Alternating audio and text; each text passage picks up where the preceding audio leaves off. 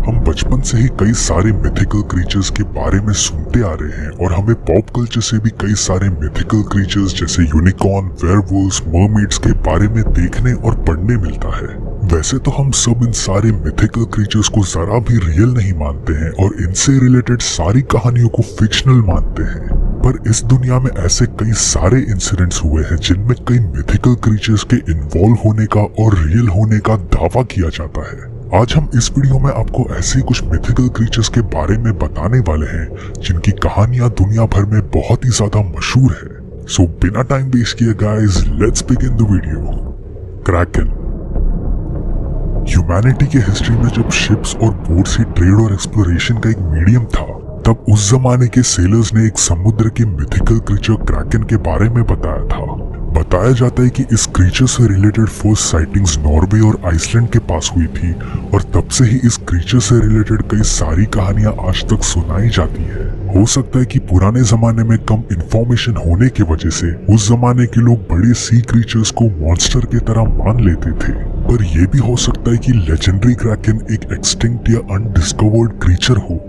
1853 में ऐसा ही एक जाइंट सेफलोपॉड एक बीच पर पाया गया था जो कि लेजेंडरी क्रैकन के बताए गए साइज से बिल्कुल ही मेल खाता था। हम भी जब एक्सटिंक्ट एनिमल्स के बारे में रिसर्च करते हैं तो हमें कई सारे एंशिएंट सी क्रीचर्स के एक लार्ज ऑक्टोपस या स्क्विड लाइक क्रीचर से मारे जाने का प्रूफ मिलता है। सो हो सकता है कि इन सारे सेलर्स के द्वारा बताई गई कहानियां रियल है। और गाइज, हमें ये भी नहीं भूलना चाहिए कि हमारा ओशियन आज तक 95% तक अनडिस्कवर्ड है। मरमेड्स।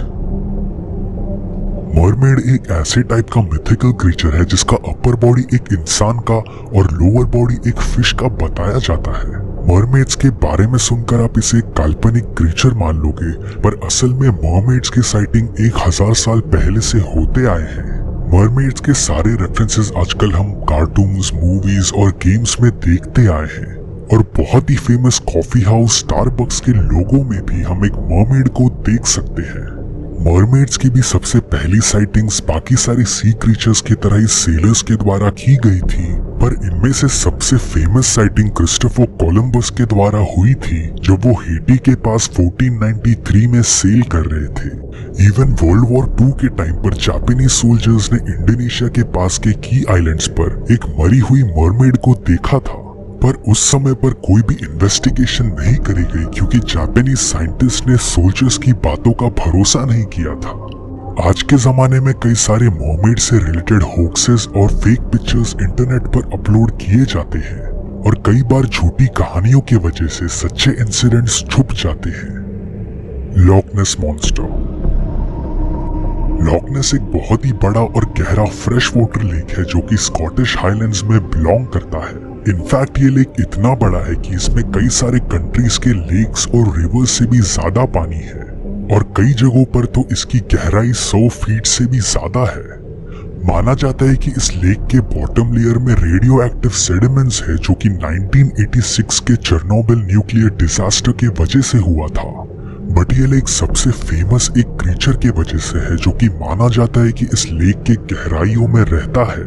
इस क्रीचर का रेफरेंस बहुत ही पुराने 7th सेंचुरी के मैन्यूस्क्रिप्ट्स में भी पाया जाता है जिसमें बताया गया है कि इस लेक में रहने वाले एक मॉन्स्टर ने एक आदमी को अटैक किया था। आज के मॉडर्न एरा में भी कई सारे रिपोर्ट सामने आते हैं जिसमें कई लोगों ने एक मॉन्स्टर को इस लेक के डेप्थ में स्विम करते देखा है, पर इस मॉन्स्टर की सबसे फेमस साइटिंग तब हुई जब 1934 में लंदन के एक बहुत ही फेमस फिजिशियन रॉबर्ट विल्सन ने एक अननोन क्रीचर का पिक्चर इस लेक में लिया था और इस पिक्चर को बहुत से लोग लॉक नेस मॉन्स्टर के रियल होने का प्रूफ मानते हैं। आज भी कई लोग एज ए टूरिस्ट इस लॉक नेस लेक को विजिट करते हैं और इस मॉन्स्टर के नेक्स्ट साइटिंग का बेसब्री से इंतजार करते हैं। ड्रैगन्स। ड्रैगन इन सारे क्रीचर्स में से सबसे फेमस मिथिकल क्रीचर है जिसके बारे में हम सब जानते हैं। बचपन से ही ड्रैगन्स हमारी लाइफ का पार्ट रहा है और हम इसे टीवी शोज जैसे गेम ऑफ थ्रोन्स और मूवीज जैसे हैरी पॉटर में भी देख चुके हैं और ड्रैगन्स रियल लाइफ में भी कई सारे कंट्रीज के कल्चर्स, फ्लैग्स और सिंबल्स का पार्ट है। चाइनीज लोग सबसे ज्यादा ड्रैगन्स को मानते हैं और ड्रैगन चाइनीज कल्चर का बहुत ही इम्पोर्टेंट पार्ट है और ड्रैगन चाइनीज एनिमल हायरार्की में भी सबसे ऊपर आता है। पर अगर हम डीप में सोचे तो ये बहुत ही स्ट्रेंज बात है कि एक मिथिकल क्रीचर दुनिया के सारे कल्चर्स का पार्ट है। इवन बाइबल में भी ड्रैगन का रेफरेंस मिलता है जिसकी तुलना डेविल से की गई है। इन सारी चीजों की वजह से कई सारे रिसर्चर्स दुविधा में पड़ जाते हैं कि ड्रैगन्स एक समय पर रियल थे या फेक। कई लोग मानते हैं कि ड्रैगन्स एक एंशिएंट एक्सटिंक्ट क्रीचर है जो कि एक समय पर ह्यूमन एवोल्यूशन के टाइम पर भी मौजूद था। पर कई रिसर्चर्स का मानना है कि पुराने जमाने के लोगों ने फ्लाइंग डायनासोर्स को मे बी ड्रैगन्स मान लिया होगा। दुनिया भर में कई सारे ड्रैगन्स जैसे फ्लाइंग क्रीचर्स के फॉसिल मिले हैं, पर फिर भी ड्रैगन्स के रियल होने का कोई भी बड़ा प्रूफ नहीं मिला है। चुपकाब्रा। चुपकाब्रा एक मिथिकल क्रीचर है जिसके किस्से बहुत ही रीसेंट है। बताया जाता है कि 1995 में पोर्टो रिको के एक फार्म में 8 हेल्दी शीप्स मरी पाई गई थी और उनकी मौत बहुत ही अजीब तरीके से हुई थी।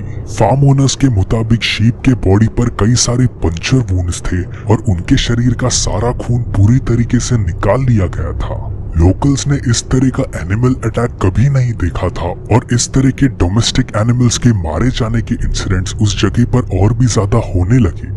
उस क्रीचर का शिकार ज्यादातर शीप्स होने के कारण उस क्रीचर का नाम चुपकाब्रा रखा गया, जिसका मीनिंग स्पेनिश से इंग्लिश में ट्रांसलेट करे तो गोट सकर है।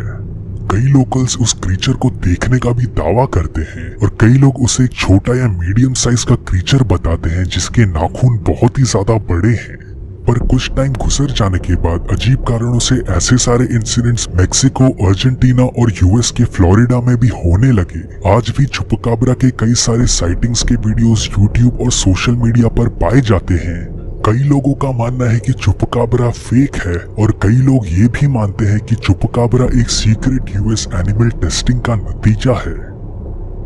सो गाइस, ये था हमारा वीडियो टॉप 5 मिथिकल क्रीचर्स के बारे में।